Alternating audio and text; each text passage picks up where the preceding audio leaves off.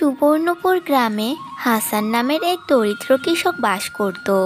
হাসানের পরিবারে তার বউ ছাড়া কেউই ছিল না।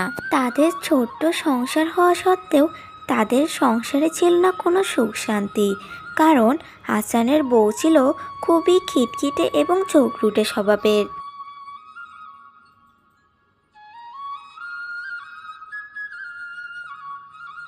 বউ, কিছু খেতে দাও তো। তার আগে একটু পানি দাও। আজ মাঠ থেকে ফিরে শরীরটা খুব খারাপ লাগছে। দাঁড়াও দাঁড়াও, দিচ্ছি বাবা দিচ্ছি। মাঠ থেকে ফিরে এসেই যেন তোমার যত হুকুম শুরু হয়ে গেছে, তাই না? রোজ রোজ তোমার এত হুকুম আর আমার ভালো লাগে না। তুমি যতক্ষণ বাড়িতে না থাকো ততক্ষণ শান্তিতেই থাকি আমি। ছি ছি বউ, এসব কি বলছো তুমি? সারাটা দিন তো আমি মাঠেই থাকি, দুপুরে একবার খেতে আসি আর রাতে ফিরে ঘুমিয়ে পড়ি। এই দুটো সময় তুমি আমাকে সহ্য করতে পারো না?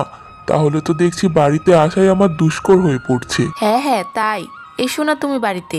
তুমি বাড়িতে না এলেই বরং আমি বেঁচে যাই। সারাটা দিন তো বাড়িতে একাই থাকো, কি এমন কাজ করো যে এতটা হাঁপসিয়ে যাও? কি?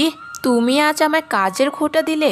আমার কাজ তোমার চোখে পড়ে না, তাই না? আমি যদি দুবেলা রান্না না করতাম তাহলে গরম ভাত তরকারি তোমার মুখে উঠতো না, বুঝলে? ওই রান্নাটুকুই যা করো, তাই তো তোমার এত মেজাজ। কি? সুযোগ পেয়ে তুমি আমায় যা নয় তাই বলে চলেছ? করব না আমি তোমার সংসার। আজই বাড়ি থেকে চলে যাব। তারপর দেখি তোমাকে কে রান্না করে খাওয়ায়। এ কথা বলে হাসানের বউ ঘরের ভিতরে চলে যায়। আর এদিকে হাসান না খেয়ে ক্ষুধার্ত পেটে আবার মাঠে চলে যায়।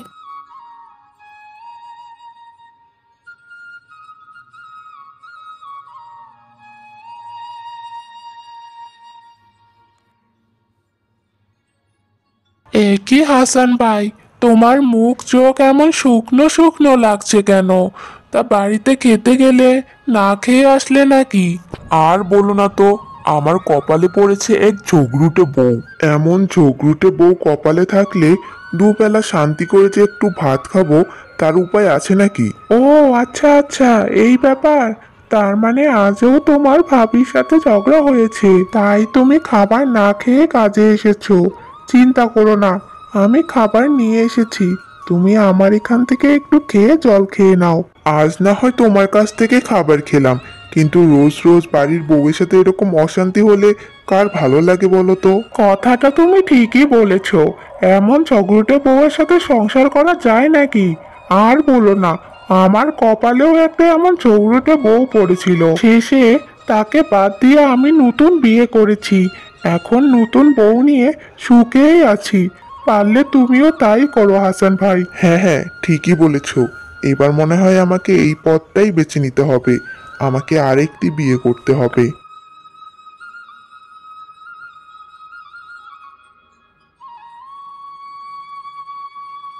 এরপর একদিন হাসান নতুন বিয়ে করে তার বউকে নিয়ে বাড়িতে আসে। এ কি? এটা কি করলে তুমি? তুমি এভাবে আমার কপালখানা না পোড়ালেও পারতে। আমি ঘরে থাকতে তুমি আরেকটি বিয়ে করে ঘরে তুললে। কেন বউ, তুমি তো সেদিন নিজেই বললে তুমি নাকি আর আমার সংসার করবে না, তুমি তোমার বাপের বাড়ি চলে যাবে। তাহলে এখনো যাওনি কেন? সে তো আমি কথার কথা বলেছিলাম, তাই বলে তুমি সত্যি আরেকটা বিয়ে করে নিয়ে আসবে? শোনো বউ, তোমাকে এখন আর আমি এত কৈফিয়ত দিতে পারবো না। তুমি নিজেই তোমার জায়গাটা হারিয়েছো। রোজ রোজ তোমার সাথে ঝগড়া বিবাদ করে আমি তো আর না খেয়ে থাকতে পারি না, তাই না? তাই আমি নতুন বউ নিয়ে এসেছি। আজ থেকে সেই আমার ভালো মন্দ সবকিছু দেখাশোনা করবে। চলো নতুন বউ, তুমি আমার সাথে আমার ঘরে চলো। এরপর হাসান তার নতুন বউকে নিয়ে ঘরে চলে যায়।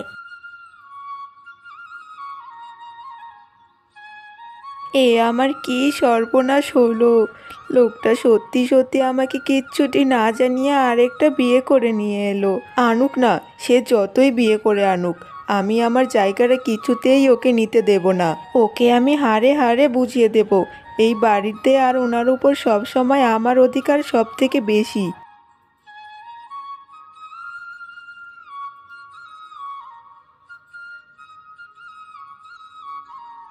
পরের দিন সকালে হাসান তার কাজে চলে যায় আর ছোট বউ খাটের উপর বসে থাকে।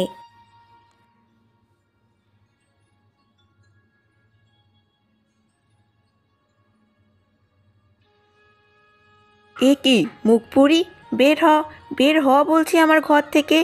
আমার খাটে বসে পায়ের উপর পা তুলে দিয়ে বসে আছিস, কিন্তু এসব তো এখানে চলবে না। তোকে এনেছে আমার স্বামী দাসীবাদী করার জন্য, যা তার জন্য রান্না কর গিয়ে। দাসীবাদী আমি নই, দাসীবাদী করবে তুমি। তোমায় আমার স্বামীর পছন্দ না জন্যই তো আমাকে বিয়ে করে নিয়ে এসেছে। আজ থেকে তুমি আমাদের দাসীবাদী হয়ে এই বাড়িতে থাকলে থাকবে, না হয় বেরিয়ে যাবে। আর আমার দায়িত্ব হলো মিষ্টি মিষ্টি কথা বলে আমার স্বামীর মন ভালো রাখা, যেটা তুমি কোনোদিনও পারোনি। সব সময় ঝগড়া বিভেদ করে তার মনটাকে তুমি একেবারে নষ্ট করে দিয়েছো। তবে রে, আমার ঘরে বসে তুই আমাকেই এত কথা শোনাচ্ছিস? যা, এক্ষুনি বেরিয়ে যা বলছি তুই আমার ঘর থেকে। না না না, এই ঘর থেকে আমি কোথাও যাব না। এটা এখন আমারও ঘর। আর আমার স্বামী কাল বলেছে এটা নাকি তার ঘর। তার ঘর মানে আমারও ঘর। অমনি এ বাড়িতে আসা দুদিনও হলো না, তাতেই এটা তোর ঘর হয়ে গেল, তাই না? আর আমি এত বছর থেকে এই ঘরে থাকলাম, আর তুই বলছিস এটা তোর ঘর।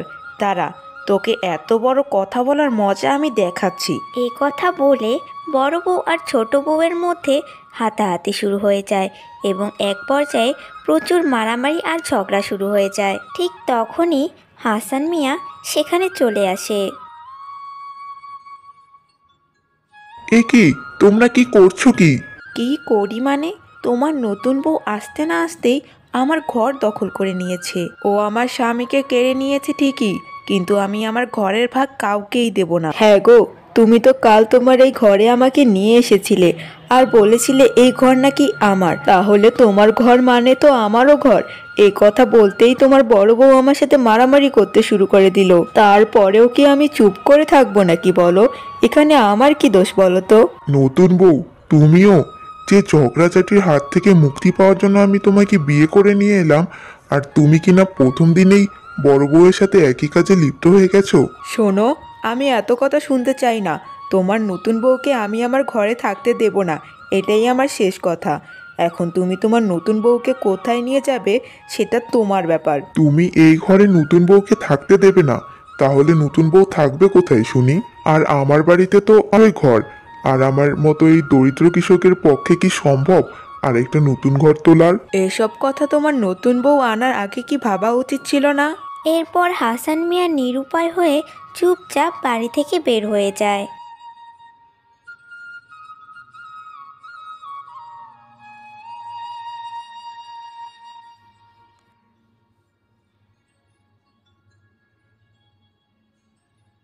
কি হলো হাসান ভাই, আজও তো তোমার মুখটা শুকনো শুকনো লাগছে।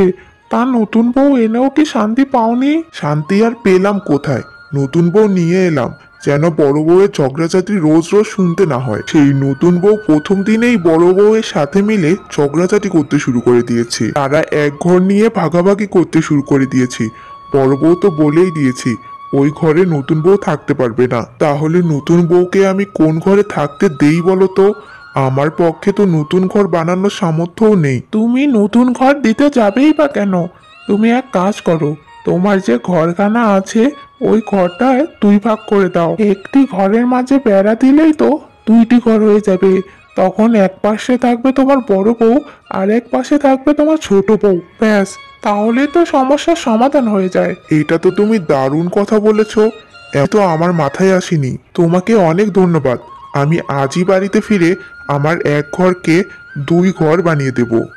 এরপর হাসান মিয়া সেটাই করে। বাড়িতে ফিরেই তার ঘরের মাঝখানে বেড়া দিয়ে দেয় আর একটি ঘরকে 2টি ঘরে রূপান্তরিত করে দেয়। এরপর তারা দু বউ দুপাশের ঘরে থাকতে শুরু করে।